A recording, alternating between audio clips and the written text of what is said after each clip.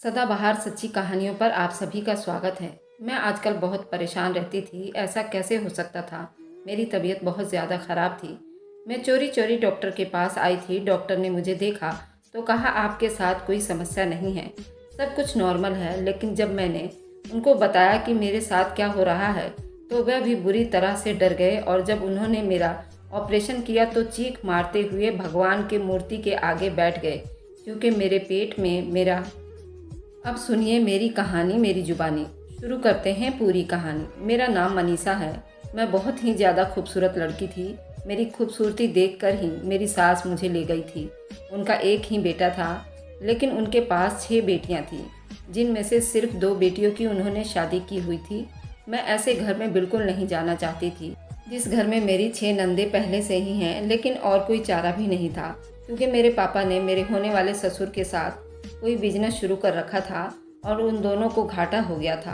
अब वे या तो एक दूसरे से रिश्ता बना लेते, वरना बहुत ही बड़ी दुश्मनी हो जाती और हम लोग ज़्यादा मुश्किल में पड़ जाते। मेरे पापा ने कहा कि तू मेरी जान बचानी है तो मेरी प्यारी बेटी, तो उनके बेटे से शादी कर लो, रिश्तेदारी हो जाएगी। वह हमसे पैसों की मांग नहीं करेंगे, वरना हमें अदालत तक ले जा सकते हैं। मैंने कहा कि ऐसे घर में मेरी क्या इज्जत होगी? तो मेरे पापा ने कहा औरत की वैसे भी ससुराल में इज्जत नहीं होती। अपने पति पर काबू करना और उसको अपनी मीठी मीठी बातों में उलझा लेना और बाद में उस घर से अलग हो जाना, जबकि इतना आसान नहीं था, क्योंकि वह एकलौता बेटा था। उसका नाम साहू था। मेरे पापा ने अपनी जान बचाने के लिए मेरी शादी करवा दी। हम लोग तो शहर में रहते थे, लेकिन वह लोग गांव में रहते थे। जब मेरी शादी हुई तो शादी वाले दिन ही मेरी सास बस यही कह रही थी, मुझे तो जल्दी ही पोते या पोती की शक्ल देखनी है, घर में रौनक लगी रहेगी तो अच्छा होगा। मेरी सास को बच्चे पैदा करने का बहुत शौक था। उन्हें देखकर तो ऐसा लगता था शायद बेटे के इंतजार में इतनी बेटियां पैदा की है, लेकिन ऐसी कोई बात नहीं थी। असल में उनको बच्चे बहुत पसंद थे, इसलिए उन्होंने इतने सारे बच्चा पैदा किए हुए थे। जैसा मैंने सोचा था वैसा मेरे साथ उस घर में कुछ भी नहीं हो रहा था। मेरे साथ कोई बुराई सलूक नहीं किया जा रहा था, बस वैसे ही हो रहा था जैसा बहू के साथ होता है।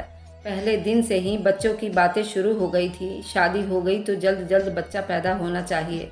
लेकिन जब पहला महीना बीत गया तो मेरी सास ने तभी से अजीब सा मुंह बना लिया और मैं हैरान रह गई कि रात के टाइम वो मेरे पति से कह रही थी कल उसको डॉक्टर के पास ले जाना, उसको बच्चा क्यों नहीं ठहर रहा है। मुझे अभी आए तो सिर्फ 1 ही महीना हुआ था। आखिर ये कैसे लोग थे? क्या मुझे सिर्फ बच्चा पैदा करवाने के लिए लाए थे? मैंने अपने पति से कहा तो उसने कहा जो मम्मी कहेंगी वही होगा, तुम्हें ज़्यादा बोलने की ज़रूरत नहीं है। मैं बहुत परेशान रहती थी। मेरी शादी को अब 6 महीने बीत गए थे, लेकिन अभी तक मेरा कोई भी बच्चा नहीं ठहरा था। उन 7 महीनों में मेरी सास ने हल्ला मचा दिया। ऐसे लगता था 7 महीने नहीं बल्कि 7 साल हो गए हैं। जब मुझे डॉक्टर के पास ले गई तो डॉक्टर ने भी कहा 1 साल तक अगर प्रेगनेंसी ना ठहरा तब जाके हम इस समस्या का समाधान करते हैं। अभी तो कुल 6 महीने हुए हैं, ये तो कोई ऐसी बात नहीं है। मेरी सास ने कहा ये माँ बन सकती है या नहीं, आप मुझे पता करके बताएं। डॉक्टर ने मुझे अच्छी तरह से जांच करके देखा और उसने कहा हाँ ये माँ बन सकती है, आप परेशान नहीं हो। जबकि उसने मेरा चेकअप भी नहीं किया था, बस मुझे एक साइड में ले गई थी और उसने मुझे कहा था कि तुम्हारी सास तो बहुत ही ज़्यादा फालतू औरत दिखती हैं, उनको यही कह देती हूँ कि सब कुछ ठीक है। मैंने कहा क्या सब कुछ ठीक नहीं है? तो उन्होंने कहा कि थोड़ा समस्या है, लेकिन टाइम के साथ साथ सब ठीक हो जाएगा।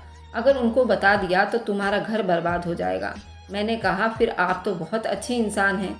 उसने कहा कि मैं ऐसे केस रोज़ देखती रहती हूँ, इसलिए मुझे पता है कि किस टाइम क्या बोलना है। डॉक्टर बहुत ही अच्छी थी। मैंने कहा अगर मेरे यहाँ प्रेगनेंसी नहीं ठहरी तो मैं आपके पास ही आऊँगी। उसने कहा कि ठीक है, मैं इसी अस्पताल में मिलूँगी और 24 घंटे मेरे अस्पताल खुला रहता है। अगर मैं कभी नहीं हुई तो जल्दी मुझे फ़ोन करके बुलवा लेना। उस डॉक्टर का नाम रितु मैडम था। मुझे तो ये डॉक्टर बहुत अच्छी लगी थी, लेकिन अभी मेरे यहाँ कोई खुशखबरी नहीं थी। डॉक्टर ने कहा था कि थोड़ी सी समस्या है, लेकिन ज़्यादा नहीं है। इस तरह 4-5 महीने और बीत गए और मेरी सास ने सबको कहना शुरू कर दिया मेरी बहू तो बांझ है। जब मोहल्ले की कोई औरत भी आती तो उससे भी यही कहती, किसी शादी में जाती तो वहाँ पर भी यही गाती रहती, मेरी बहू बच्चा पैदा नहीं कर सकती, वह तो बांझ है। ऐसे ही उठाकर लाई हूँ। बेटे की ज़िंदगी बर्बाद हो गई है। मेरे लिए ये सब कुछ बर्दाश्त करना बहुत मुश्किल था। ऐसा लगता था मुझे टॉर्चर किया जा रहा है। समझ नहीं आती थी कि कहाँ जाऊँ। सास के सामने कोई बात करती तो कहती थी कैसी जुबान चला रही है। आजकल की लड़कियों को तो सब कुछ पता होता है। जो बातों को हमने शादी के बाद पता चला था, उनको तो पहले से ही पता चल जाता है। मेरा कहना था कि समस्या नहीं है, सब कुछ टाइम से ठीक हो जाएगा। भगवान शायद हमारी परीक्षा ले रहा है। हमारी शादी की जब सालगिरह हुई तो मेरे पेट में 3 महीने का बच्चा था। 1 साल के अंदर ही मैं अब प्रेग्नेंट हो गई थी। ये तो कृपा भगवान की थी कि मेरी उम्र ज़्यादा नहीं थी, नहीं तो मेरी सास इस बात पर भी मुझे ताने सुनने को मिल जाते।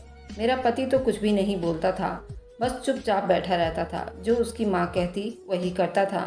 मैं बहुत ज़्यादा परेशान थी। फिर भगवान ने कृपा की, एक दिन मेरी तबीयत ज़्यादा ही ख़राब हो गई। मुझे वैद्य जी के पास ले गए तो वैद्य जी ने कहा कि माँ बनने वाली हूँ। तब कहीं जाकर सबको सुकून आया। मेरी सास को तो अब खुश होना चाहिए था, लेकिन उनके चेहरे पर परेशानी थी, क्योंकि वह पूरे ख़ानदान में मुझे बांझ मशहूर कर चुकी थी। और अब सारे ख़ानदान वाले कहते कि आप तो कहती थी कि आपकी बहू कभी बच्चा पैदा नहीं कर सकती, फिर ये कैसे हो गया। मैं भी चुप हो गई, क्योंकि आखिरकार भगवान ने मेरी प्रार्थना सुन ली थी। अब मुझे कुछ बोलना नहीं चाहिए था। मेरे साथ तो भगवान ने इंसाफ कर दिया था। मैं माँ बनने वाली थी। जितना मेरी सास को शौक था, मुझे लगा कि उतना ही मेरा ख्याल भी किया जाएगा, लेकिन मेरा बिल्कुल भी ख्याल नहीं किया गया। मेरे लिए कामों के ढेर रखे गए थे। मेरे लिए कोई अच्छी चीज़ ना लाती थी। पति को कुछ कहती तो कहता कि मम्मी से पूछ कर ले आऊँगा। जब मम्मी से बात करता था तो वह कहती कोई ज़रूरत नहीं है, हमने कौन से फल फ्रूट खाए थे। फिर भी मैंने 8 बच्चा पैदा कर दिए। मेरे सारे के सारे बच्चे ठीक है, कोई समस्या नहीं है। सब औरतों के चोचले होते हैं। ऐसे टाइम में पति को अपनी उंगलियों पर नचाना चाहती हैं, जानबूझकर मासूम बन जाती हैं। कोई तबीयत खराब नहीं हुई। औरत का जिस्म तो बना ही बच्चा पैदा करने के लिए होता है, तो फिर ऐसा थोड़ी है, उस पर कोई पहाड़ थोड़ी ना टूटा जा रहा है। बस अपनी बीवी की बातें सुनते जाया कर और दूसरे कान से निकालते जाया कर। ज़्यादा सर चढ़ाओगे तो पछताओगे। मुझे बहुत ज़्यादा बुरा लगा था। मेरी छोटी छोटी समस्या होती थी, क्योंकि मेरा पहला बच्चा था। वह भी एक कलंक और शोर के बाद पैदा हो रहा था। लेकिन अब भी मैं कुछ कहती तो मेरा पति कहता था मेरी माँ के साथ तो ऐसा नहीं हुआ, फिर तुम्हारे साथ क्यों हो रहा है। लेकिन एक दिन जब मेरी ननद आई, वह भी माँ बनने वाली थी। उसने कहा मम्मी पेट में दर्द हो रहा है। तो मेरी सास ने जल्दी से कहा कि हाँ हाँ, ऐसे टाइम में दर्द होता है, तुम फल फ्रूट खाया करो। मैं हैरान रह गई कि उसकी दफ़ा तो उनको सारी बातें याद थी। दर्द भी होता है, आराम भी करना होता है, फल फ्रूट भी खाने होते हैं, दूध भी पीना होता है। जबकि अगर मैं कोई ऐसी बात करती तो वह कहती थी कि नहीं नहीं, कुछ नहीं होता, तुम्हारी सेहत तो अच्छी है। मैं उनको अपने बीमारी के लिए बताती तो कहती तुम दुबली पतली हो, अच्छी भली हो, तुम्हारा आराम से बच्चा पैदा हो जाएगा। मेरा पेट भी ज़्यादा निकला हुआ था, बहुत ही ज़्यादा पेट निकला हुआ था। इतना तो मैंने किसी का भी नहीं देखा पेट निकला हुआ। लेकिन मेरी सास कहती थी कि पहला बच्चा है, पेट तो निकलता ही है ज़्यादा, क्योंकि इंसान की चमड़ी थोड़ी मोटी होती है। लेकिन मेरे साथ न जाने क्या समस्या थी, मेरा पेट बहुत ही ज़्यादा निकला हुआ था। इसलिए मेरी सास कहती थी इतना बड़ा पेट निकला है तो हमारा बच्चा बहुत तंदुरुस्त होगा। ज़्यादा उल्टी सीधे बातें करने की ज़रूरत नहीं है। मुझे दर्द हो रहा था तो होने दो, कोई समस्या नहीं है। मुझे तो बहुत ज़्यादा दर्द होता था। एक दफ़ा मेरी मम्मी की कॉल आई तो उनको बता दिया। मम्मी ने कहा इतना दर्द थोड़ी ना होता है, जाओ डॉक्टर के पास। अब उनको क्या कहती कि मुझे डॉक्टर के पास नहीं लेकर जा रहे हैं। वे लोग मुझे यहाँ छोड़कर भूल गए थे, क्योंकि वे लोग उनके कर्जदार थे, इसलिए यहाँ पर नहीं आते थे। अगर आते तो कोई बात कर देते थे, इसलिए उन्होंने यहाँ आना ही छोड़ दिया था। सिर्फ मुझे फ़ोन कर लेते थे, उन लोगों को भी कुछ नहीं कहते थे। हमारी बेटी का ख्याल रखिए, ऐसा कुछ भी नहीं कहते थे। मेरी ज़िंदगी तो जैसे नर्क बनकर रह गई थी। लेकिन अब मुझे अपने बच्चों की फ़िक्र थी, तो मैं जैसे तैसे अपनी ज़िंदगी बिता रही थी। लेकिन चिंता भी थी मुझे अपने होने वाले बच्चों की। उन्होंने मेरे बच्चों के लिए कपड़े भी नहीं बनवाए थे। कहने लगे कि हमने बहुत लोगों को बहुत कुछ दिया है, जब हमारा बच्चा पैदा होगा तो वह भी दे जाएंगे। लेकिन ये नहीं सोचा जब तक वह लोग आएंगे तब तक बच्चे को क्या पहनाएंगे। क्या मैं अपने बच्चों को चादर में ही लपेट के रखूंगी। अपने पति से बात करती तो उसके कान में जू भी नहीं रेंगती थी। मुझे एक दफ़ा भी डॉक्टर के पास नहीं लेकर गए। कहने लगे कि जब कोई समस्या ही नहीं तो डॉक्टर के पास जाने की क्या ज़रूरत है। जबकि मुझे इतना तो पता ही था कि एक दफ़ा डॉक्टर के पास जाना ज़रूरी होता है, पता तो चले कि अंदर सारा कुछ ठीक ठाक है भी या नहीं। मैं तो बहुत परेशान रहती थी, थोड़ा सा भी दर्द होता था तो परेशानी हो जाती थी। पता नहीं मेरे बच्चे के साथ कहीं कोई समस्या तो नहीं। दिन इसी तरह बीतते जा रहे थे। जब 9वां महीना शुरू हुआ तो मैंने भगवान की कृपा की, बस अब थोड़े ही दिन रह गए थे। अब तो मुझे डॉक्टर के पास ले जाएंगे और सारा कुछ ठीक हो जाएगा। लेकिन मुझे अभी भी डॉक्टर के पास नहीं लेकर जा रहे थे। लगता था मुझे तब ही लेकर जाते जब मेरा दर्द शुरू हो जाता। मेरा दर्द शुरू नहीं हो रहा था। मेरे घर पर जब मोहल्ले से औरतें आती थी तो मेरी सास कहती कि मैं तो अपनी बहू का बहुत ज़्यादा ही ख्याल रख रही हूँ, उसे खाने पीने से लेकर सब चीज़ दे रही हूँ। फ्रूट तो वैसे घर में ख़त्म ही नहीं होते थे, लेकिन सिर्फ उनकी अपनी बेटियों के लिए होते थे। मुझे तो एक चीज़ भी खाने को नहीं मिलती थी। एक दिन मैंने गलती से सेब खा लिया। मेरी छोटी ननद ने शोर मचा दिया कि मैंने अपने लिए रखा था, आपने क्यों खाया। एक सेब के पीछे उसने मुझे घर में इस तरह डांटा था। मैंने अपनी सास को कहा कि मेरे 9 महीने दिन ऊपर हो गए हैं, मुझे डॉक्टर के पास ले जाइए। मेरी सास ने कहा कि तुम आजकल की लड़की हो, तुम्हें तो अपना दिन भी याद नहीं रहता। कोई भी दिन ऊपर नहीं हुए हैं, दिन ऊपर चढ़ते तो अभी तक दर्द हो जाता। दर्द नहीं हो रहा इसका मतलब अभी दिन पूरे नहीं हुए हैं। मैंने कहा कि मुझे वैसे बहुत दर्द हो रहा है इधर उधर कमर में। उन्होंने कहा नहीं, अभी तो तुम्हारा टाइम ही नहीं आया, जब टाइम आएगा तो खुद ही पता चल जाएगा। दिन ऊपर से ऊपर होते जा रहे थे। जब मैंने ज़्यादा शोर मचा डाला मुझे लेकर जाएं तो मेरा पति मुझे वैद्य के पास लेकर गया। वैद्य ने कहा कि अभी डिलीवरी में टाइम है। मेरे पति का वैद्य वह खानदानी वैद्य था, उनका पुराना जानने वाला था। जब उसने कहा कि टाइम है तो ये लोग सब मुझे ही कहने लगे, देखो अभी टाइम है, न जाने तुम्हें किस बात की जल्दी पड़ी है। पहली माँ देखी है हमने जो चाहती है कि बस बच्चा जल्दी पैदा करके जान छुड़वा लें। आखिर ये किस तरह की बेवकूफ़ी बातें थीं। अब बच्चा पैदा करने से मेरी जान छूट जाती क्या? उस बच्चे को संभालना नहीं पड़ता? उन लोगों ने तो कुछ नहीं करना था। ये लोग मुझे हर तरह से टॉर्चर कर रहे थे। समझ नहीं आता था क्या करूं। मेरा पेट ज़्यादा ही बढ़ता जा रहा था, बढ़ता ही चला जा रहा था। एक दफ़ा मैं छत पर खड़ी थी क्योंकि मेरी दिल बहुत घबरा रहा था। सामने वाली पड़ोसन ने मुझे देख लिया। यूँ तो मेरी सास की जानने वाली थी, लेकिन मुझे देखकर हमेशा ही तरसती नज़रों से देखती रहती थी। उसने मुझे दूर से इशारा किया। जब मैं थोड़ा सा करीब गई तो उसने कहा कि ये आपने क्या हाल बना रखा है। मैंने कहा कि मेरी प्रेगनेंसी को अब 13वां महीना शुरू हो गया है। उसने कानों से हाथ लगा लिया। उसने कहा कि कैसी बातें कर रही हो, भगवान तुम पर अपने कृपा बनाए रखे। अभी तक ठीक हो, जल्दी से जल्दी डॉक्टर के पास जाओ। इतनी देर करना अच्छी बात नहीं होती, ये गलत बात है।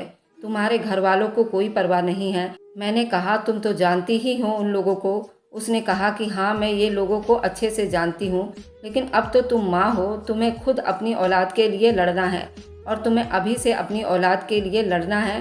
तुम क्या कर रही हो? किसी भी तरह डॉक्टर के पास जाओ। तुम्हें अगर दर्द नहीं हो रहा तुम्हारा ऑपरेशन कर देंगे, ये ना कि बहुत देर हो जाए। वह बहुत ज़्यादा परेशान हो गई और मेरा तो बहुत बुरा हाल था। एक पल भी बैठ नहीं सकती थी। पति से बात करती तो उसने कहा वैद्य के पास ले जाऊंगा। मैंने कहा बात वैद्य के पास जाने की नहीं है, मुझे डॉक्टर के पास जाना है। मुझे अब लेबर पेन शुरू हो गया था, ऑपरेशन करना ही होगा। उसने कहा कि पागल तो नहीं हो गई, पता है ऑपरेशन कितने पैसे लगते हैं। मैंने कहा आपको ऑपरेशन की पड़ी है, आखिर आपका भी तो बच्चा है, क्या तुम्हें उसकी परवाह नहीं? मुझे समझ आ गई थी उन लोगों को कोई परवाह नहीं थी। शायद मुझे जानबूझकर नहीं ले जाना चाहते थे। मैं मर जाऊं तो अच्छा है और हॉस्पिटल नहीं जाऊंगी तो खर्चे ही बचेंगे। ये लोग हद से ज़्यादा ही कंजूस थे। पड़ोसन ने सही कहा था, अम्मा बन गई थी। मुझे अभी से अपनी औलाद के लिए लड़ना था। मेरे पास बच्चे के कपड़े तक नहीं था, ना ही उन्होंने मुझे पैसे दिए, ना बाजार जाने दिया। मैंने खुद ही अपने दुपट्टे में से कुछ अपने बच्चों के लिए कपड़े बनाए थे। मैंने एक बैग में डाले और कुछ भी अपने साथ ना ले जा सकी थी और बैग में डालकर मैं चोरी से अस्पताल निकल गई थी। मुझे पता था कि थोड़ी देर के बाद आपको पता चल ही जाएगा मैं घर पर नहीं हूँ, तो ये लोग शोर मचा देंगे मैं कहाँ हूँ। जब उनको पता चलेगा कि बिना बताए चली गई हूँ, फ़ोन भी बंद है, तो कहीं कहेंगे कि घर से भाग गई है, उल्टी सीधे बातें करेंगे। अगर ये पता भी चल गया कि अस्पताल गई है तब भी मुझे डांट पड़ेगी। मेरा पति मुझ पर गुस्सा होगा। लेकिन अब मुझे किसी की परवाह नहीं थी सिवाय अपने बच्चे की। मैं अस्पताल चली गई। डॉक्टर मुझे जल्दी मिल गए। मैंने उनको बताया कि ये समस्या है। उसने अपने डॉक्टर आले से मुझे चेक किया और अब उसने मेरे पेट पर आला लगाकर सुना तो उसकी आंखें फटी की फटी रह गई। उसने मुझे इस तरह देखा जैसे कोई ऐसी बात हो गई हो जिसके बारे में उसने आज तक ना सुना है ना देखा है। उसने चीख कर सबको बुलाना शुरू कर दिया। बाकी डॉक्टर और नर्स भी वहाँ पर आ गए। वो लोग बहुत ज़्यादा परेशान हो गए। मैंने कहा, डॉक्टर क्या हुआ, क्या बात है, बताइए तो सही। डॉक्टर ने कहा कि अभी बताते हैं तुम्हें। उसने दूसरी डॉक्टर के कान में कोई बात कही तो उसकी आंखें भी ऐसी फटी थी और हैरान रह गई। उन्होंने बड़े प्यार से मेरे कंधे पर हाथ रखा और कहा कि हमारे साथ आओ। और मैंने कहा, मुझे कहाँ लेकर जाते हो, मेरा बच्चा तो ठीक है ना, बताइए तो सही, बात क्या है। उन्होंने कहा कि सब कुछ ठीक हो जाएगा, बस तुमने घबराना नहीं है। लेकिन मैं बहुत ज़्यादा ही घबरा रही थी। उन्होंने कहा, अपनी फैमिली को बुला लो। मैंने कहा, वह नहीं आएंगे। मैं उनसे चुप कर गई थी। उन्होंने कहा कि फिर तुम अपने माँ बाप को बुलवा लो। मैंने अपनी मम्मी को फ़ोन कर दिया और कहा कि बिना किसी को बताए वह अस्पताल में आ गई। मुझे डॉक्टर ने सिर्फ इतना ही बताया कि अब ऑपरेशन करना पड़ेगा। इतना तो मुझे पहले ही पता था क्योंकि टाइम बहुत ज़्यादा बीत चुका था। बार बार मैं पूछ रही थी कि सब कुछ ठीक है ना, तो वह बता नहीं रही थी। उन्होंने कहा कि बस ऑपरेशन करेंगे। ऑपरेशन हुआ और ऑपरेशन में बहुत ज़्यादा टाइम लग गया। मेरी कज़न का भी ऑपरेशन हुआ था। उसने बताया था कि आधे घंटे से ज़्यादा नहीं लगता, लेकिन मेरे ऑपरेशन में पूरे 3 घंटे लग चुके थे। सारे डॉक्टर अजीब सी हालत में थे। वैसे तो ऑपरेशन डॉक्टर करते हैं, लेकिन यहाँ पर 4-5 डॉक्टर एक दूसरे से धीरे धीरे आवाज़ में बातें कर रहे थे और मेरा ज़रूरत से ज़्यादा ही ख्याल कर रहे थे। मुझे याद नहीं कि उसके बाद क्या हुआ। मुझे ऑपरेशन थिएटर से बाहर लेकर जा रहे थे तो मैं बेहोश हो गई थी। शायद उन्होंने मुझे नींद की दवाई दे दी थी। जब मेरी आँख खुली, मैं अपने कमरे में थी। मेरी माँ मेरे सिरहाने बैठी थी और मेरा बाप सर पकड़कर बैठा था। ना मेरा पति वहाँ पर था, ना मेरी सास। मैंने कहा, क्या हुआ, मेरा बच्चा तो ठीक है ना। मैं बुरी तरह से घबरा गई और उठकर बैठ गई। उन लोगों ने मुझे कहा कि ऑपरेशन हुआ है, सब ठीक है। मैंने कहा, मेरा बच्चा कहाँ है, बच्चे को तो मेरे कमरे में होना चाहिए था। झूला खाली पड़ा था, कहाँ था मेरा बच्चा। मैं बहुत ज़्यादा परेशान थी। मुझे लगा मेरा बच्चा इस दुनिया से चला गया है क्योंकि मैंने हॉस्पिटल आने में बहुत देर कर दी थी। मेरे माँ बाप भी बहुत परेशान थे, लेकिन असल में ये बात नहीं थी। डॉक्टर यहाँ पर आई। उसने मुझे बताया क्या हुआ था। मेरे कदमों तले से ज़मीन निकल गई और उसके बाद जो बात उसने मुझे बताई वह मेरे लिए किसी खुशखबरी से ज़्यादा परेशान कर देने वाली थी, क्योंकि जिन हालातों में पड़ने वाली थी उनके लिए मैं तैयार नहीं थी और मैं बहुत अकेली होने वाली थी। लेकिन जब डॉक्टर अंदर आई, वह अकेली नहीं थी, उसके साथ अस्पताल का मालिक भी था, जो देखने में बहुत ही ज़्यादा शरीफ और नेक इंसान लग रहा था। मेरे बाप की उम्र का था।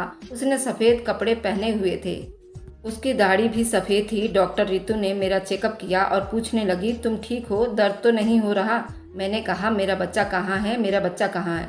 मैं बार बार एक ही सवाल कर रही थी। वह लोग मेरे सवाल का जवाब नहीं दे रहे थे। उन्होंने मेरी तारीफ़ किया। उन्होंने कहा कि हमारे अस्पताल के लिए और अस्पताल के मालिक उन्हीं की वजह से अस्पताल चलता है।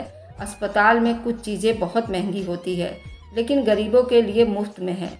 हम उनको दान कर देते हैं क्योंकि हॉस्पिटल के मालिक बहुत अच्छे इंसान हैं। मेरा दिल बुरी तरह से घबरा रहा था।